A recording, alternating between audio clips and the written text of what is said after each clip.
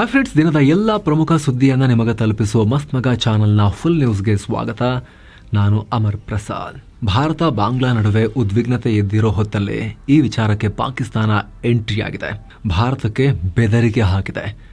ಬಾಂಗ್ಲಾ ಮೇಲೆ ದಾಳಿ ಮಾಡಿದ್ರೆ ನಾವು ಯುದ್ಧ ಮಾಡಬೇಕಾಗತ್ತೆ ಅಂತ ಪಾಕಿಸ್ತಾನದ ಆಡಳಿತ ಪಕ್ಷ ಹೇಳಿದೆ. ಪಾಕಿಸ್ತಾನ ಪ್ರಧಾನಿ ಶಹಬಾಜ್ ಶರೀಫ್ರ ಪಾಕಿಸ್ತಾನ್ ಮುಸ್ಲಿಂ ಲೀಗ್ ಪಕ್ಷದ ಯೂತ್ ವಿಂಗ್ನ ಲೀಡರ್ ಕಮ್ರಾನ್ ಸಯೀದ್ ಉಸ್ಮಾನಿ ಈ ಬೆದರಿಕೆ ಹಾಕಿದ್ದಾನೆ. ಈ ಹಿಂದೆ ಪಾಕ್ ಭಾರತವನ್ನ ಕಠಿಣ ಪರಿಸ್ಥಿತಿಗೆ ತಳ್ಳಿತ್ತು. ಅಗತ್ಯ ಬಿದ್ದರೆ ಈಗಲೂ ಹಾಗೆ ಮಾಡುತ್ತೆ. ಪೂರ್ವ ಹಾಗೂ ಪಶ್ಚಿಮ ಎಲ್ಲಾ ಕಡೆಯಿಂದಲೂ ದಾಳಿ ಮಾಡ್ತಿವೆ. ಭಾರತವನ್ನ ಅಸ್ಥಿರಗೊಳಿಸ್ತಿವೆ. ಬಾಂಗ್ಲಾ ಮೇಲೆ ಭಾರತ ಯಾವುದೇ ರೀತಿ ದಾಳಿ ಮಾಡಿದ್ರು ಕೂಡ ಆಕ್ರಮಣಕಾರಿಯಾಗಿ ನಡ್ಕೊಂಡ್ರೆ ನಾವು ಸುಮ್ಮನಿರಲ್ಲ. ಪಾಕಿಸ್ತಾನ ಜನ, ಸೇನೆ ಮತ್ತು ಮಿಸೈಲ್ಗಳು ಭಾರತಕ್ಕೆ ದೂರ ಏನಿಲ್ಲ. ಪಾಕ್ ಪಶ್ಚಿಮದಿಂದ, ಬಾಂಗ್ಲಾ ಪೂರ್ವದಿಂದ ದಾಳಿ ಮಾಡಿಬಿಡ್ತೇವೆ. ಎರಡು ಕಡೆಯಿಂದ ಅಖಂಡ ಭಾರತದ ಸಿದ್ಧಾಂತವನ್ನ ಬಾಂಗ್ಲಾ ಮೇಲೆ ಹೇರೋಕೆ ಪ್ರಯತ್ನ ಪಟ್ರೆ ಪಾಕಿಸ್ತಾನ ಅದನ್ನ ಯಾವುದೇ ಕಾರಣಕ್ಕೂ ಸಹಿಸಲ್ಲ. ಭಾರತದ ಗಡಿ ಭದ್ರತಾ ಪಡೆ BSF ಬಾಂಗ್ಲಾಗೆ ತೊಂದರೆಯನ್ನ ಕೊಡ್ತಿದ್ದಾರೆ. ಬಾಂಗ್ಲಾವನ್ನ ಅಸ್ಥಿರಗೊಳಿಸೋಕೆ, ಹಿಂದೂ ರಾಷ್ಟ್ರ ಮಾಡೋಕೆ ಬಾಂಗ್ಲಾವನ್ನ ನೋಡ್ತಾ ಇದ್ದಾರೆ ಅಂತ ಈತನಿಗೆ ಅನಿಸಿದೆ. ಈತ ಹಂಗೆ ಹೇಳಿದ್ದಾನೆ. ಹೀಗಾಗಿ ಬಾಂಗ್ಲಾ ಪಾಕ್ ಎರಡೂ ಸೇರಿ ಸೇನಾ ಮೈತ್ರಿಕೂಟ ರಚಿಸುವ ಅಗತ್ಯ ಇದೆ. ಎರಡು ರಾಷ್ಟ್ರಗಳು ಪರಸ್ಪರ ಸೇನಾ ನೆಲೆಯನ್ನ ಕೂಡ ಸ್ಥಾಪಿಸಿ ಭಾರತಕ್ಕೆ ಕೌಂಟರ್ ಕೊಡಬೇಕು. China Pak economic corridor CPEC ಯನ್ನ ಬಾಂಗ್ಲಾದ ಪೋರ್ಟ್ಗಳೊಂದಿಗೆ ಲಿಂಕ್ ಮಾಡಬೇಕು. ಬಂದರು ಮತ್ತು ಸಮುದ್ರಗಳನ್ನ ಕಂಟ್ರೋಲ್ ಮಾಡೋರು ಜಗತ್ತನ್ನೇ ಆಳ್ತಾರೆ. ಹೀಗಾಗಿ ನಾವು ಜಗತ್ತನ್ನ ಆಳ್ಬೇಕು ರೀ ಅಂತ ಈ ಕಮ್ರಾನ್ ಹೇಳಿದ್ದಾನೆ. ಈ ಮೂಲಕ ಪಾಕ್ ಬಾಂಗ್ಲಾ ಜನರನ್ನ ಕೂಡ ಕೆರಳಿಸುವ ಪ್ರಯತ್ನ ಮಾಡ್ತಿದೆ. 50 ವರ್ಷಗಳ ಹಿಂದೆ ಯಾವ ರೀತಿ ಅತ್ಯಾಚಾರ ಮಾಡಿದ್ರು ಪಾಕಿಗಳು ಬಾಂಗ್ಲಾ ಜನರಿಗೆ, ಅದನ್ನ ಮರೆಸಿ ಅವರಿಗೆ ಈ ಧರ್ಮದ ಅಮಲೇರಿಸಿ ಭಾರತದ ವಿರುದ್ಧ ಎತ್ತುಕಟ್ಟೋಕೆ ಪ್ರಯತ್ನ ಪಡ್ತಾ ಇದ್ದಾರೆ ಪಾಕಿಗಳು. ಭಾರತ ವಿರೋಧಿ ಭಾವನೆ ಕೆರಳಿಸೋಕೆ ಪ್ರಯತ್ನ ಪಡ್ತಾ ಇದ್ದಾರೆ. ಇನ್ನೊಂದ್ ಕಡೆ ಬಾಂಗ್ಲಾದಲ್ಲಿ ಭಾರತ ವಿರೋಧಿ ಮನಸ್ಥಿತಿ ಅಪಾಯಕಾರಿ ಮಟ್ಟಕ್ಕೆ ಹೋಗ್ತಾ ಇದೆ. ಭಾರತದ ವಿದ್ಯಾರ್ಥಿಗಳು ಬಾಂಗ್ಲಾದಲ್ಲೂ ಕೂಡ ಹೊರಗೆ ಬರೋಕೆ ಕಷ್ಟ ಆಗ್ತಿದೆ. ಈ ಬಗ್ಗೆ ಅಲ್ಲಿನ ವಿದ್ಯಾರ್ಥಿಗಳು ಅಳಲು ತೋಡ್ಕೊಂಡಿದ್ದಾರೆ. ನಾವು ಹಿಂದೂ ಅನ್ನೋದಕ್ಕಿಂತ ಹೆಚ್ಚಾಗಿ ಈಗ ಭಾರತೀಯರಾಗಿರೋಕೆ ಬಾಂಗ್ಲಾದಲ್ಲಿ ಭಯವಾಗ್ತಿದೆ. ಆ ಮಟ್ಟಿಗೆ ದ್ವೇಷ ಎದ್ದಿದೆ ಅಂತ ಪಶ್ಚಿಮ ಬಂಗಾಳದ ವಿದ್ಯಾರ್ಥಿಯೊಬ್ಬರು ಹೇಳ್ಕೊಂಡಿದ್ದಾರೆ. ಮತ್ತೊಂದು ಕಡೆ ಬಾಂಗ್ಲಾದಲ್ಲಿ ಹಿಂದೂ ಯುವಕ ದೀಪು ಚಂದ್ರದಾಸ್ ಹತ್ಯೆ ಖಂಡಿಸಿ ಪ್ರತಿಭಟನೆ ತೀವ್ರಗೊಳ್ತಾ ಇದೆ. ಭಾರತದಲ್ಲೂ ಕೂಡ ದಿಲ್ಲಿ, ಕೋಲ್ಕತ್ತಾ, ಹೈದರಾಬಾದ್ ಸೇರಿ ದೇಶದ ಹಲವು ಕಡೆ ಪ್ರತಿಭಟನೆಯ ಕಿಚ್ಚು ಹರಡಿದೆ. ಮುಂಬೈನಲ್ಲೂ ಜೋರಾಗಿ ಪ್ರತಿಭಟಿಸಲಾಗಿದೆ. ಸ್ಥಳದಲ್ಲಿ ಉದ್ವಿಗ್ನತೆ ಹೆಚ್ಚಾಗ್ತಿದ್ದ ಹಾಗೆ ವಿಶ್ವ ಹಿಂದೂ ಪರಿಷತ್ನ ಹಲವು ಕಾರ್ಯಕರ್ತರನ್ನ ಪೊಲೀಸರು ವಶಕ್ಕೆ ಪಡೆದರು. ಅತ್ತ ಕೋಲ್ಕತ್ತಾದಲ್ಲೂ ಕೂಡ ಪ್ರೊಟೆಸ್ಟ್ ಜೋರಾಗ್ತಿದೆ. ಅಲ್ಲಿನ BJP ನಾಯಕ ಸುವೇಂದು ಅಧಿಕಾರಿ ಮಾತನಾಡಿ, ಹತ್ಯೆಗೀಡಾದ ದೀಪು ಚಂದ್ರದಾಸ್ ಕುಟುಂಬಕ್ಕೆ ನಾವು ಬೆಂಬಲ ಕೊಡ್ತೀವಿ, ಹಣಕಾಸಿನ ಸಹಾಯ ಮಾಡ್ತೀವಿ ಅಂತ ಹೇಳಿದ್ದಾರೆ. ಇನ್ನು ಜಮ್ಮು ಹಾಗೂ ರಜೌರಿಯಲ್ಲೂ ಕೂಡ ಪ್ರತಿಭಟನೆ ಮಾಡಲಾಗಿದೆ. Jammu Kashmir high court bar association ನೇತೃತ್ವದಲ್ಲಿ ಹಲವರು PM ಮೋದಿ ಬಾಂಗ್ಲಾದಲ್ಲಿರೋ ಹಿಂದೂಗಳನ್ನ ಸೇಫ್ ಆಗಿ ಕರ್ಕೊಂಡ್ಬಂಡ್ರಿ ಅಂತ ಘೋಷಣೆ ಕೂಗಿದ್ದಾರೆ. ಅಲ್ಲದೆ ಕೇಂದ್ರ ಸರ್ಕಾರ ಬಾಂಗ್ಲಾದಲ್ಲಿನ ಅಲ್ಪಸಂಖ್ಯಾತರ ಮೇಲಿನ ದೌರ್ಜನ್ಯ ತಡೆಗಟ್ಟುವ ನಿಟ್ಟಿನಲ್ಲಿ ಸೂಕ್ತ ಕ್ರಮ ತಗೋಬೇಕು ಅಂತ ಒತ್ತಾಯ ಮಾಡಲಾಗಿದೆ. ಇನ್ನೊಂದು ಕಡೆ ಬಾಂಗ್ಲಾದಲ್ಲಿ ಉಸ್ಮಾನ್ ಹಾದಿ ಸಾವಿಗೆ ನ್ಯಾಯ ದೊರಕಿಸಿಕೊಡಿ ಅಂತ ಅವರ ಇನ್ಕ್ವಿಲಾಬ್ ಮೊಂಚೋ ಪ್ರತಿಭಟನೆ ಶುರು ಮಾಡಿದೆ. ಯೂನಸ್ ಫೇಲ್, ಕಾನೂನು ಸುವ್ಯವಸ್ಥೆ ಸರಿಯಿಲ್ಲ, ನಮ್ಮ ನಾಯಕನನ್ನು ನಾವು ಕಳ್ಕೊಂಡ್ವಿ ಅಂತ ಅವರ ಬೆಂಬಲಿಗರು ಬೀದಿಗೆ ಧುಮುಕಿದ್ದಾರೆ. ಮತ್ತೊಂದು ಕಡೆ ಕಳೆದ ವಾರ ಢಾಕಾದ ಪ್ರೋಥೋಮ್ ಅಲೋ ಮತ್ತು ದಿ ಡೈಲಿ ಸ್ಟಾರ್ ಮಾಧ್ಯಮ ಕಚೇರಿಗಳ ಮೇಲೆ ದಾಳಿಯಾಗಿತ್ತು. ಆ ಪ್ರಕರಣದಲ್ಲಿ ಹಲವರನ್ನ ಅರೆಸ್ಟ್ ಮಾಡಲಾಗ್ತಿದೆ. ಇನ್ನು ತಮಿಳುನಾಡಿನ CM ಆಗಬೇಕು ಅಂತ ಹೊರಟಿರೋ ಅಪ್ಪಡಿ ಪೋಡು ಖ್ಯಾತಿಯ TVKನ ವಿಜಯ್ ಮತ್ತೆ ಆರ್ಭಟಿಸಿದ್ದಾರೆ. ಈ ಸಲ ಅವರ ಬೆಂಬಲಿಗರ ಮೇಲೆ ಕಾರ್ ನುಗ್ಗಿಸ್ಕೊಂಡು ಹೋಗಿದ್ದಾರೆ ಅನ್ನೋ ಆರೋಪ ಕೇಳಿ ಬಂದಿದೆ. ಕಾರೊಳಗೆ ಕೂತು, ಅದು ಯಾವ್ದು ರೋಲ್ಸ್ ರಾಯ್ಸ್ ಅದು ಗೊತ್ತಿಲ್ಲ, ಅದರಲ್ಲಿ ಕೂತು ಚೆನ್ನೈನಲ್ಲಿ ವಿಜಯ್ ಪ್ರಯಾಣ ಮಾಡ್ತಿರುವಾಗ ಅವರ ಕಾರನ್ನ ಜನರ ಗುಂಪು ಅಡ್ಡಗಟ್ಟಿತ್ತು. ಹಾಗಂತ ಅಡ್ಡಗಟ್ಟಿರೋರು ದುಷ್ಕರ್ಮಿಗಳು ಅಂತ ಅನ್ಕೋಬೇಡಿ. ಅವರ TVK ಪಕ್ಷದ ಬೆಂಬಲಿಗರೇ ಜಿಲ್ಲಾ ಮಟ್ಟದಲ್ಲಿ ಪಕ್ಷದೊಳಗಿನ ನಾಯಕತ್ವ ಸ್ಥಾನ ನೀಡಿರೋ ಬಗ್ಗೆ ಸರಿ ಇಲ್ಲ ಅಂತ ಹೇಳಿ ಇವ್ರನ್ನ ಸುತ್ತ ಹಾಕೊಂಡಿದ್ದಾರೆ. ಇನ್ನೂ ಹುಟ್ಟಿರೋ ಪಕ್ಷ ಅಷ್ಟೇ. ಗಲಾಟೆ ಶುರುವಾಗಿದೆ. ಭಾರಿ ಪ್ರತಿಭಟನೆ ಮಾಡಿದ್ದಾರೆ. ಪಕ್ಷದೊಳಗಿನ ಅಸಮಾಧಾನವನ್ನ ಬೀದಿಯಲ್ಲಿ ವಿಜಯ್ ಕಾರಿಗೆ ಮುತ್ತಿಗೆ ಹಾಕಿ ತೋರಿಸ್ಕೊಂಡಿದ್ದಾರೆ. ಆಗ ವಿಜಯ್ ಅವರು ಕಾರು ಬ್ರೇಕ್ ಹಾಕದೆ ನಿಧಾನವಾಗಿ ದೂಡ್ಕೊಂಡೆ ಮುಂದಕ್ಕೆ ಹೋಗ್ಬಿಟ್ಟಿದ್ದಾರೆ. ಸ್ವಲ್ಪನೂ ಪಕ್ಷದವರು ಅಂತ ವಿಜಯ್ ಕೇರ್ ಮಾಡಿ ನಿಲ್ಲಿಸ್ತಿಲ್ಲ. ರಕ್ಷಣೆ ಮುಖ್ಯ ಅಲ್ವಾ? ನಂತರ ಪೊಲೀಸರು ಬಂದು ತಡೆದಿದ್ದಾರೆ. ಸ್ವಲ್ಪ ಕಾಲದಲ್ಲಿ ಗೊಂದಲದ ಪರಿಸ್ಥಿತಿ ಉಂಟಾಗಿತ್ತು. ಆದ್ರೆ ಯಾವುದೇ ರೀತಿಯ ನೋವು, ಗಾಯಗಳು, ಡ್ಯಾಮೇಜ್ ಸದ್ಯಕ್ಕೆ ಆಗಿಲ್ಲ ಅದೃಷ್ಟವಶಾತ್. ಕಳೆದ ಸೆಪ್ಟೆಂಬರ್ ತಿಂಗಳಲ್ಲಿ ತಮಿಳುನಾಡಿನ ಕರೂರಿನಲ್ಲಿ ವಿಜಯ್ ಅವರ ರ್ಯಾಲಿ ವೇಳೆ ಭೀಕರ ಕಾಲ್ದುಳಿತ ಉಂಟಾಗಿ 40 ಜನರ ಪ್ರಾಣ ಹೋಗಿತ್ತು. ಆಗ ವಿಜಯ್ ಪಾಲಿಟಿಕ್ಸ್ಗೆ ಮತ್ತೆ ಹಳೆ ಝೀಲ್ ನಲ್ಲಿ ಕಂಬ್ಯಾಕ್ ಮಾಡೋದು ಕಷ್ಟ ಅನ್ನೋ ವಿಶ್ಲೇಷಣೆ ಆಗಿತ್ತು. ಆದ್ರೂ ಪುನಃ ವಿಜಯ್ ಬಿಗಿ ಭದ್ರತೆಯೊಂದಿಗೆ ಒಂದು ರ್ಯಾಲಿ ಮಾಡಿದ್ರು ಇತ್ತೀಚೆಗೆ. ಆಗ್ಲೂ ಒಬ್ಬ ಬಂದೂಕ್ ಹಿಡ್ಕೊಂಡ್ ಬಂದಿದ್ದ ಅಲ್ಲಿ ರ್ಯಾಲಿಗೆ. ಅವಾಗ ಅಗೇನ್ ಸೀನ್ ಕ್ರಿಯೇಟ್ ಆಗಿತ್ತು. ಈಗ ನೋಡಿದ್ರೆ ವಿಜಯ್ಗೆ ಅವರ ಪಕ್ಷದವರೇ ಮುತ್ತಿಗೆ ಹಾಕಿದ್ದಾರೆ. ಇನ್ನು ಉತ್ತರ ಪ್ರದೇಶದ ಯೋಗಿ ಸರ್ಕಾರ ದೊಡ್ಡ ನಿರ್ಧಾರ ತಗೊಂಡಿದೆ. ಮದ್ರಸಾ ಶಿಕ್ಷಕರು ಮತ್ತು ಉದ್ಯೋಗಿಗಳಿಗೆ ಕಾನೂನು ರಕ್ಷಣೆ ಕೊಡೋ ವಿವಾದಾಸ್ಪದ ಬಿಲ್ ಅನ್ನ ಹಿಂತೆಗೆದುಕೊಂಡಿದೆ. ಉತ್ತರ ಪ್ರದೇಶದ payment of salaries to teachers and other employees bill ಅನ್ನ ವಿಡ್ರಾ ಮಾಡಿದೆ. ಈ ಕುರಿತು ಮಾತನಾಡಿದ ಯುಪಿಯ ಪಂಚಾಯತ್ ರಾಜ್ ಸಚಿವರಾದ ಓಂ ಪ್ರಕಾಶ್ ರಾಜ್ಬರ್ 2016ರಲ್ಲಿ ಸಮಾಜವಾದಿ ಸರ್ಕಾರದ ಅವಧಿಯಲ್ಲಿ ಬಿಲ್ ಅನ್ನ ಪಾಸ್ ಮಾಡಿಕೊಂಡಿದ್ರು. ಸಂವಿಧಾನವನ್ನ ಪಕ್ಕಕ್ಕಿಟ್ಟು ಕೆಲಸ ಮಾಡ್ತಾ ಇದ್ರು. ಈ ಕಾನೂನು ಮದ್ರಸಾ ಶಿಕ್ಷಕರು ಮತ್ತು ಉದ್ಯೋಗಿಗಳ ವಿರುದ್ಧ ಕೇಸ್ ದಾಖಲಿಸುವುದು ಮತ್ತು ತನಿಖೆ ನಡೆಸೋದನ್ನ ಬ್ಯಾನ್ ಮಾಡಿತ್ತು. ಇದನ್ನ ಅಂದಿನ ಯುಪಿ ಗವರ್ನರ್ ರಾಮ್ ನಾಯಕ್ ವಿರೋಧಿಸಿ ರಾಷ್ಟ್ರಪತಿ ಕಳಿಸಿದ್ರು. ಆ ನಂತರ ಈ ಬಿಲ್ ನಲ್ಲಿ ಸಾಂವಿಧಾನಿಕ ಸಮಸ್ಯೆ ಇದೆ ಅಂತ ಹೇಳಿ ರಾಷ್ಟ್ರಪತಿ ಕೂಡ ವಾಪಸ್ ಕಳಿಸಿದ್ರು.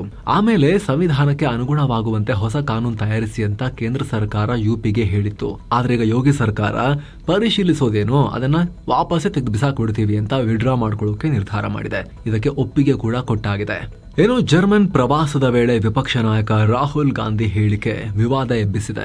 ಬಿಜೆಪಿ ಪ್ರತಿಕ್ರಿಯೆ ಕೊಟ್ಟಿದೆ. ದೇಶದಲ್ಲಿರೋ ತನಿಖಾ ಸಂಸ್ಥೆಗಳನ್ನ ಬಿಜೆಪಿ ವಿಪಕ್ಷಗಳ ವಿರುದ್ಧ ಬಳಸ್ತಾ ಇದೆ.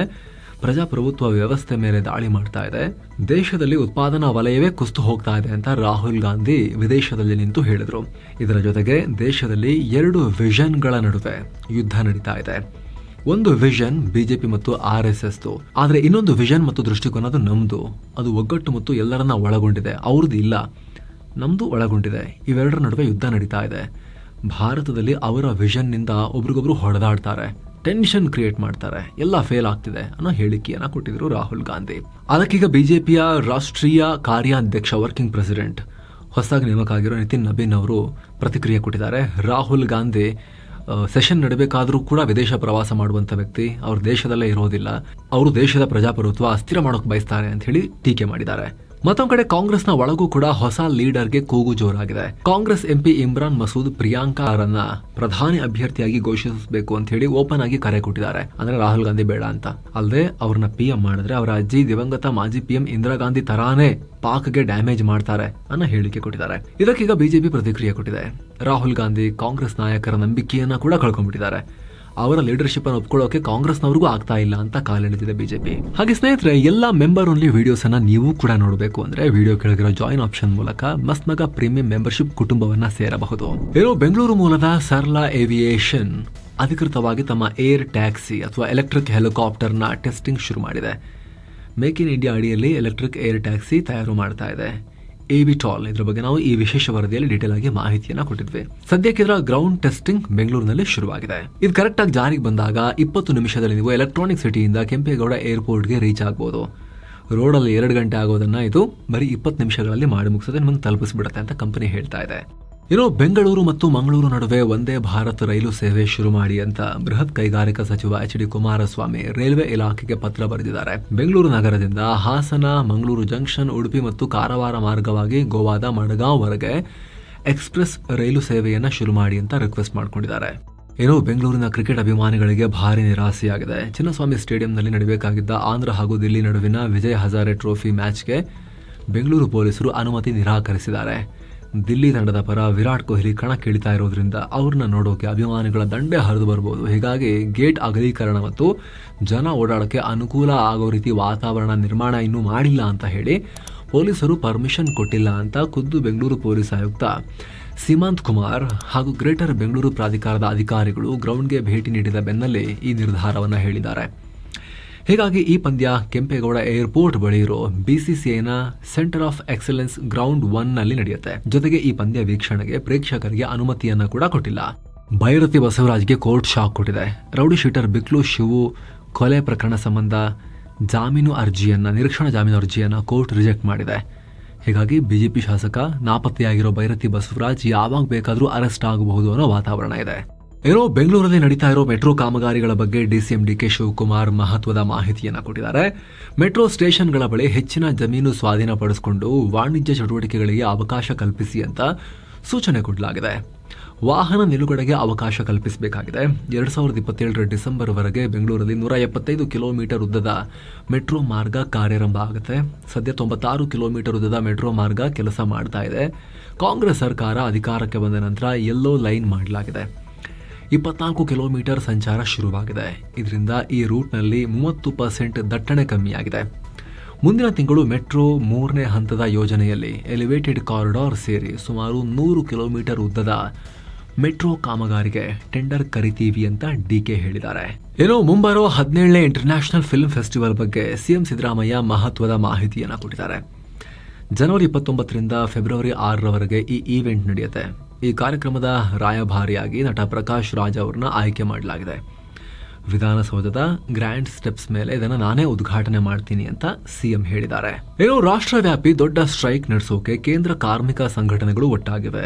ಇತ್ತೀಚೆಗಷ್ಟೇ ಜಾರಿಗೆ ಬಂದ 4 ಲೇಬರ್ ಕೋಡ್ಗಳನ್ನು ರದ್ದು ಮಾಡುವಂತೆ ಆಗ್ರಹಿಸಿ ದೇಶಾದ್ಯಂತ ಮುಷ್ಕರ ನಡೆಸೋಕೆ 10 ಕೇಂದ್ರ ಕಾರ್ಮಿಕ ಸಂಘಗಳು ಕರೆ ಕೊಟ್ಟಿವೆ.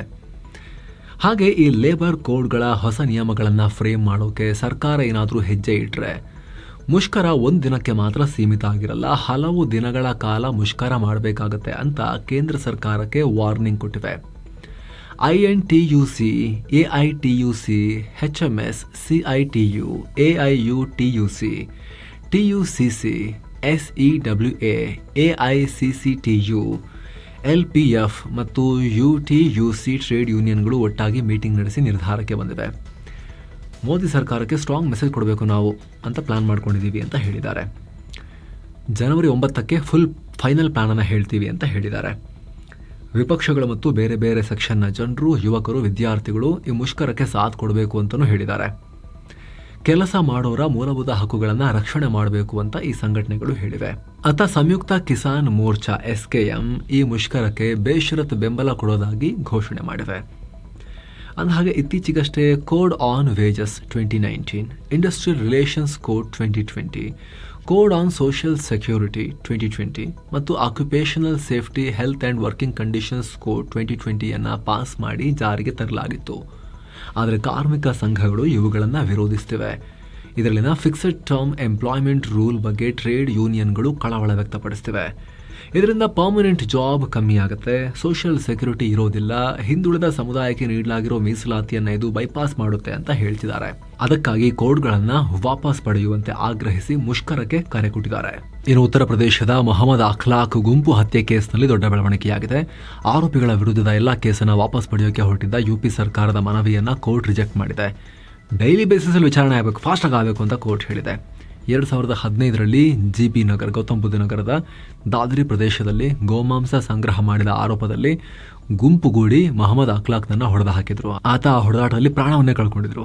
ಪೊಲೀಸರು ಆರಂಭದಲ್ಲಿ ಕೊಲೆ ಆರೋಪ ಸೇರಿದಂತೆ IPCಯ ವಿವಿಧ ಸೆಕ್ಷನ್ ಅಡಿಯಲ್ಲಿ FIR ದಾಖಲಿಸಿದ್ರು. 3 ಅಪ್ರಾಪ್ತರು ಸೇರಿದಂತೆ 18 ಆರೋಪಿಗಳನ್ನು ಬಂಧಿಸಲಾಗಿತ್ತು. ಆರೋಪಿಗಳಲ್ಲಿ ಒಬ್ಬರು 2016ರಲ್ಲಿ ಪ್ರಾಣ ಕಳ್ಕೊಂಡಿದ್ದಾರೆ. ಉಳಿದ 14 ಆರೋಪಿಗಳು ಜಾಮೀನ್ ಮೇಲೆ ಹೊರಗಿದ್ದಾರೆ. ಸಾಮಾಜಿಕ ಸಾಮರಸ್ಯ ಕಾಪಾಡೋಕೆ ಈ ಕೇಸ್ ವಾಪಸ್ ತಗೊಳ್ಳೋದು ಅಗತ್ಯ ಅಂತ ಸರ್ಕಾರ ಕೇಳಿತ್ತು. ಆದರೆ ಕೋರ್ಟ್ ರಿಜೆಕ್ಟ್ ಮಾಡಿದೆ. ಬೇಗ ಮಾಡ್ರಿ ಕೇಸ್ ಅಂತ ಹೇಳಿ ಕಳಿಸಿದೆ. ಇನ್ನು ಒಡಿಶಾದ ಪ್ರಸಿದ್ಧ ಜಗನ್ನಾಥ ಸಂಸ್ಕೃತಿ ವಿರುದ್ಧ ಇಸ್ಕಾನ್ ತಪ್ಪು ಮಾಹಿತಿ ಹರಡ್ತಾ ಇದೆ ಅಂತ ಪುರಿಯ ರಾಜ ಗಜಪತಿ ಮಹಾರಾಜ್ ದಿವ್ಯಾ ಸಿಂಗ್ ದೇವ್ ಆರೋಪ ಮಾಡಿದ್ದಾರೆ. ಮಾಜಿ ರಾಜ ಜೊತೆಗೆ ಇಸ್ಕಾನ್ ರಥಯಾತ್ರೆ ನಡೆಸೋದನ್ನ ವಿರೋಧಿಸೋಕೆ ಧಾರ್ಮಿಕ ಗುರು ಮತ್ತು ಭಕ್ತರಿಗೆ ಕರೆ ಕೊಡ್ತಾ ಇದ್ದಾರೆ. ರಥಯಾತ್ರೆ ನಡೆಸೋದು ಪ್ರಮುಖ ಸಂಪ್ರದಾಯ, ಅದರ ವಿರುದ್ಧವೇ ಇಸ್ಕಾನ್ ಪ್ರಚಾರ ಮಾಡ್ತಾ ಇದೆ ಅಂತ ಹೇಳಿ ಆರೋಪ ಮಾಡಿದ್ದಾರೆ. ಇದು ತುಂಬಾ ಡೇಂಜರಸ್ ಟ್ರೆಂಡ್ ಅಂತ ಹೇಳಿದ್ದಾರೆ ಗಜಪತಿ. ಲಾಜಿಸ್ಟಿಕ್ ಸಮಸ್ಯೆಯಿಂದ ವಿವಿಧ ರಾಷ್ಟ್ರಗಳಲ್ಲಿ ಒಂದೇ ದಿನ ರಥಯಾತ್ರೆ ನಡೆಸೋಕೆ ಸಾಧ್ಯ ಇಲ್ಲ, ಅನುಕೂಲ ಆದ ದಿನ ಮಾಡ್ತೀವಿ ಅಂತ ಇಸ್ಕಾನ್ ಹೇಳಿಕೆ ಕೊಟ್ಟ ಬೆನ್ನಲ್ಲೇ ಗಜಪತಿ ಈ ರೀತಿ ಆರೋಪ ಮಾಡಿದ್ದಾರೆ.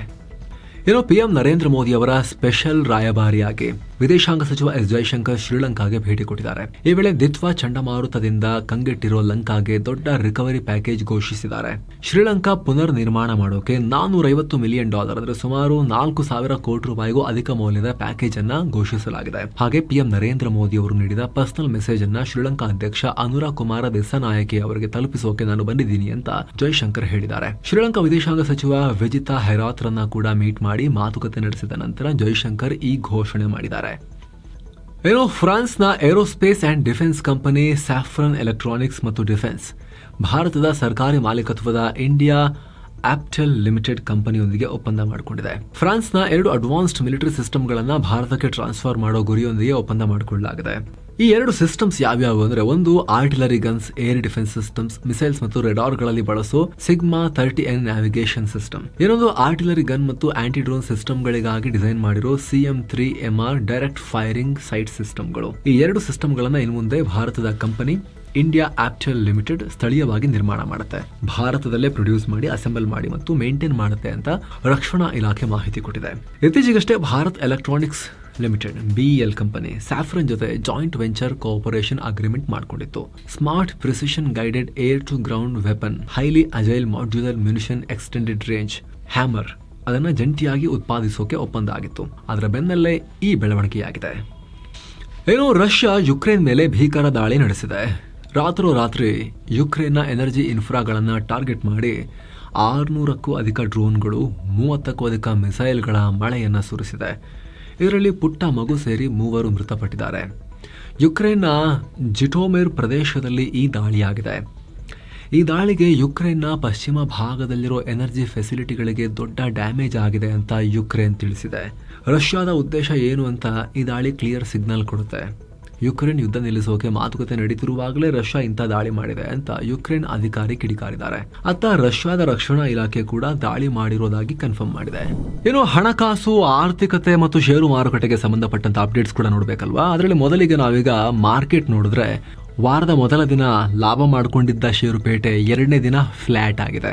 ದಿನದ ವಹಿವಾಟಿನ ಅಂತ್ಯಕ್ಕೆ ಸೆನ್ಸೆಕ್ಸ್ 43 ಪಾಯಿಂಟ್ಸ್ ಅಥವಾ 0.05% ಡೌನೇ ಆಗಿ 85,524ರಲ್ಲಿ ಎಂಡ್ ಆಯಿತು. ನಿಫ್ಟಿ 5 ಪಾಯಿಂಟ್ಸ್ ಅಥವಾ 0.02% ಏರಿಕೆಯಾಗಿ 26,177ಕ್ಕೆ ಎಂಡ್ ಆಯಿತು. BSE midcap index 0.07% rise ಆದರೆ ಸ್ಮಾಲ್ ಕ್ಯಾಪ್ ಇಂಡೆಕ್ಸ್ 0.38% ರೈಸ್ ಆಯಿತು. ಜಾಗತಿಕ ಮಾರುಕಟ್ಟೆಯಲ್ಲಿ ಮಿಶ್ರ ಪ್ರತಿಕ್ರಿಯೆ. ಭಾರತ ಅಮೆರಿಕ ನಡುವೆ ವ್ಯಾಪಾರ ಒಪ್ಪಂದ ಆಗಬಹುದು, ಯಾವಾಗತ್ತೆ, ಲೇಟಾ, ಇವಾಗಲಾ ಅನ್ನೋ ಕನ್ಫ್ಯೂಷನ್. ಹಾಗೆ ವಿದೇಶಿ ಹೂಡಿಕೆದಾರರು ಷೇರುಪೇಟೆ ಕಡೆಗೆ ಮತ್ತೆ ಸ್ವಲ್ಪ ಬರೋಕ್ಕೂ ಕೂಡ ಶುರು ಮಾಡಿರೋದು. ಇದೆಲ್ಲ ಇತ್ತು, ಮಿಕ್ಸ್ಡ್ ಫೀಲಿಂಗ್ ಇತ್ತು ಒಂಥರ.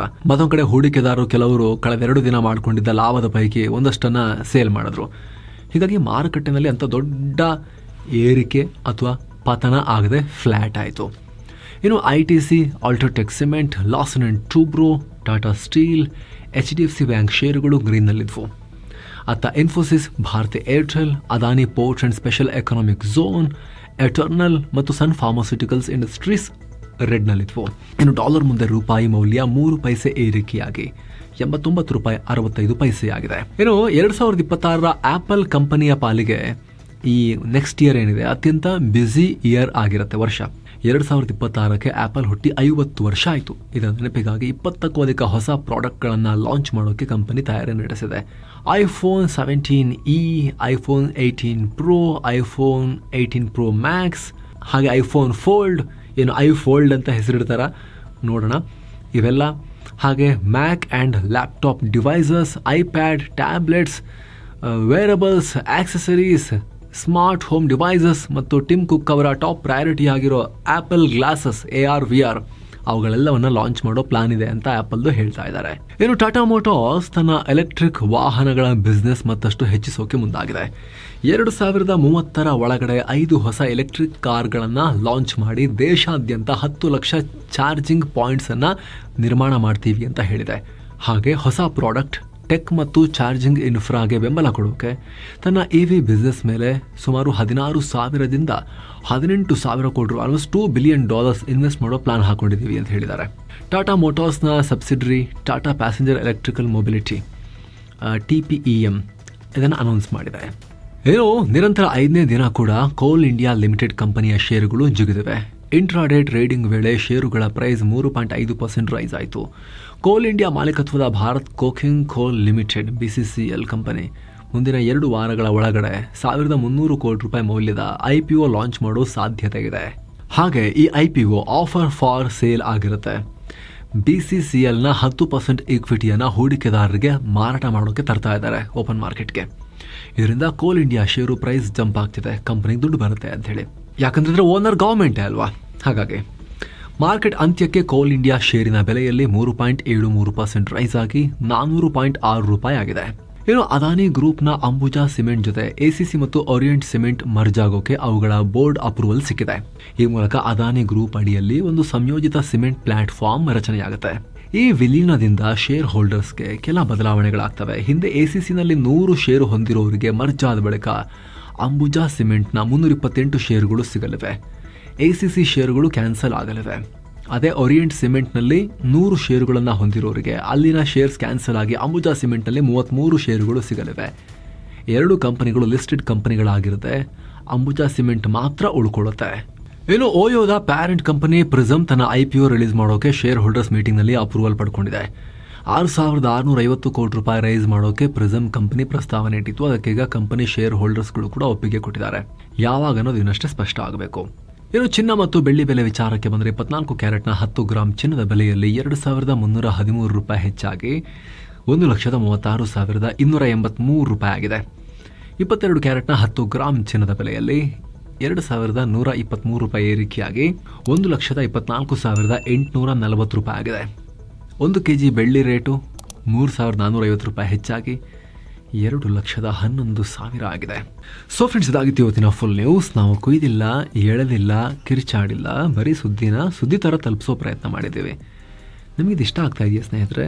ಹಾಗಿದ್ರೆ ನೀವು ಸಬ್ಸ್ಕ್ರೈಬ್ ಮಾಡ್ಬೋದು. ಹಾಗೆ ಸ್ನೇಹಿತರೆ, ಆಗಲೇ ಹೇಳಿದ ಮಸ್ಮಗ ಪ್ರೀಮಿಯಂ ಮೆಂಬರ್ಶಿಪ್ ವಿಡಿಯೋ ಕೆಳಗಿರೋ ಜಾಯಿನ್ ಆಪ್ಷನ್ ಮೂಲಕ ಆಸಕ್ತರು ಸೇರ್ಬೋದು. ಆಮೇಲೆ ಎಲ್ಲ ಮೆಂಬರ್ ಓನ್ಲಿ ವೀಡಿಯೋಸನ್ನು ನೋಡೋಕೆ ಶುರು ಮಾಡ್ಬೋದು. Thank you so much. ಮತ್ತೆ ಭೇಟಿ ಆಗ್ತಿರೋಣ. ನಮಸ್ತೆ.